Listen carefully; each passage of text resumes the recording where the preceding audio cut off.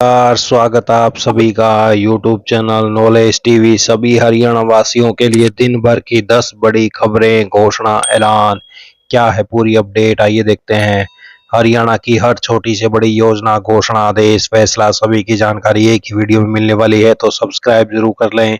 तो चलिए देखते हैं हरियाणा से 10 काम की खबरें, घोषणा, ऐलान। पहली बड़ी घोषणा, हरियाणा में जिला प्रशासन की ओर से मतदाता सूची के एसआईआर के तहत नागरिकों की सुविधा और मतदाता सूची को पारदर्शी बनाने के लिए विशेष दिन तय किए गए हैं। तो आज भी बीएलओ बैठेंगे मतदान केंद्रों पर। जिला निर्वाचन अधिकारी एवं उपायुक्त ने सभी निर्वाचन पंजीकरण अधिकारियों, सुपरवाइजरों और बूथ लेवल अधिकारियों को मतदान केंद्रों पर अपनी उपस्थिति सुनिश्चित करने के निर्देश जारी किए। निर्धारित अभियान दिवसों पर बीएलओ सुबह 9 बजे से शाम 5 बजे तक अपने अपने मतदान केंद्रों पर मौजूद रहेंगे। एईआरओ द्वारा केंद्रों का औचक निरीक्षण किया जाएगा। गैर हाजिर रहने वाले बीएलओ पर की गई अनुशासनात्मक कार्रवाई की रिपोर्ट जिला निर्वाचन कार्यालय को भेजी जाएगी। तो ये बड़ी अपडेट। हरियाणा से मेरी फसल मेरा ब्यौरा। खरीफ फसल सीजन, धान, बाजरा, कपास, गन्ना, मूंग रजिस्ट्रेशन 2026 के लिए पोर्टल दोबारा खोला गया। आवेदन कर सकते हैं मेरी फसल मेरा ब्यौरा पोर्टल के ऊपर। तो ये बड़ी अपडेट सभी के लिए, बड़ी खुशखबरी। मेरी फसल मेरा ब्यौरा पोर्टल खुल गया है। आइए अगली बड़ी घोषणा देखते हैं। हरियाणा में बागवानी फसलों की सिंचाई के लिए किसानों को वर्षा जल का भंडारण करने के लिए टैंक निर्माण पर अनुदान दिया जाता है। तो बागवानी किसानों को सिंचाई के लिए टैंक निर्माण पर 75% तक अनुदान। बागवानी विभाग की वर्षा जल भंडारण टैंक योजना का उद्देश्य बारिश के पानी को संरक्षित कर सिंचाई में उपयोग करना और किसानों की लागत कम करना है। योजना के तहत वर्षा जल भंडारण टैंक के निर्माण पर निर्धारित लागत के अनुसार 75% तक अनुदान दिया जाता है।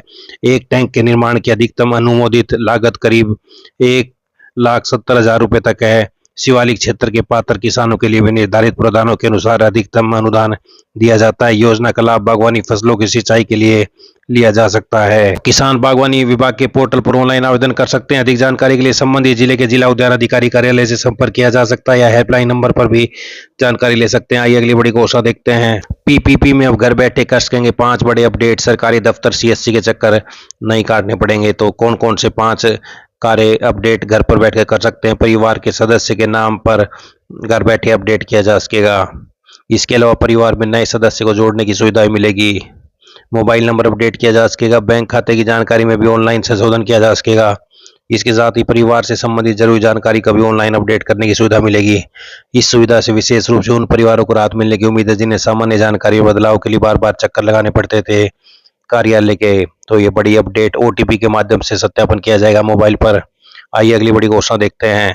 शिक्षा विभाग में 55 की उम्र पूरी होने के बाद 58 वर्ष तक की नौकरी जारी रखने की मंजूरी के लिए प्रस्ताव भेजने में अब लेट लतीफी नहीं चलेगी। कर्मचारी की 55 वर्ष की आयु पूरी होने से 6 महीने पहले ही 58 वर्ष तक सेवा जारी रखने का प्रस्ताव सभी जरूरी दस्तावेजों के साथ मुख्यालय भेजना होगा। समय पर प्रस्ताव नहीं भेजने पर संबंधित अधिकारी कर्मचारी के खिलाफ कार्रवाई की जाएगी। तो 58 वर्ष तक नौकरी की मंजूरी के लिए प्रस्ताव भेजने में अब लेट लतीफी नहीं। कर्मचारी की 55 वर्ष की आयु पूरी होने से 6 महीने पहले भेजना होगा प्रस्ताव।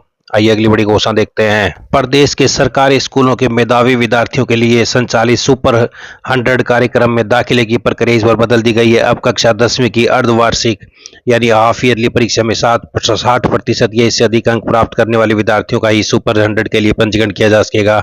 स्कूल मुखियाओं को पात्र विद्यार्थियों का पंजीकरण करवाने की जिम्मेदारी दी गई है। तो सुपर 100 में दाखिले की नई व्यवस्था, 10वीं के अर्धवार्षिक परीक्षा में 60% अंक लेने जरूरी। हरियाणा रोडवेज यूनियनों ने अपनी मांगों को लेकर एक बार फिर प्रदेश सरकार के खिलाफ मोर्चा खोल दिया है। सिरसा डिपो के नाथुसरी चोपटा बस स्टैंड पर हरियाणा की समस्त रोडवेज यूनियनों ने साझा मोर्चा की बैठक हुई, जिसमें 2 अहम फैसलों पर मोहर लगी। इसमें मुख्य रूप से 5 और 6 सितंबर को रोडवेज बसों का चक्का जाम करने का फैसला लिया गया है। तो 5 और 6 सितंबर को रोडवेज बसों का चक्का जाम। आइए अगली बड़ी घोषणा देखते हैं। हरियाणा में मानसून का असर अब धीमा पड़ता जा रहा है। 24 अगस्त को प्रदेश भर में कोई मौसम चेतावनी नहीं जारी की गई है। मानसून की अक्षीय रेखा के कमजोर पड़ने से आने वाले दिनों में भारी बारिश की संभावना बेहद कम है। तो 23 अगस्त को हरियाणा के उत्तरी और पूर्वी जिले पंचकुला, अंबाला, यमुनानगर, कुरुक्षेत्र, करनाल और पानीपत में 25 से 50% तक स्थानों पर हल्की से मध्यम बारिश या गरज चमक के साथ बौछारें पड़ने का अनुमान है। इसके अलावा दक्षिण और एनसीआर क्षेत्र, गुरुग्राम, फरीदाबाद, पलवल, नौ, रेवाड़ी और झज्जर में हल्की बूंदाबांदी हो सकती है।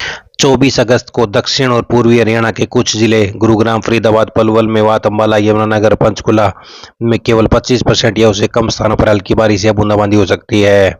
हिसार, सिरसा, फतेहाबाद, भिवानी, जींद, चरखी दादरी, झज्जर और रोहतक जैसे पश्चिमी और मध्य जिलों में मौसम पूरी तरह शुष्क रहने का अनुमान है। तो मौसम विभाग की ओर से 24 से 26 अगस्त तक पूरे हरियाणा के लिए ग्रीन जोन जारी किया गया है। तो अभी अगले 1-2 दिन तक बारिश के आसार कम हैं। तो ये बड़ी अपडेट, ये सभी हरियाणा वासियों के लिए पल पल की अपडेट आप सभी को मिलती रहती है। चैनल को सब्सक्राइब जरूर कर लें हर छोटी से बड़ी जानकारी के लिए। बहुत बहुत धन्यवाद।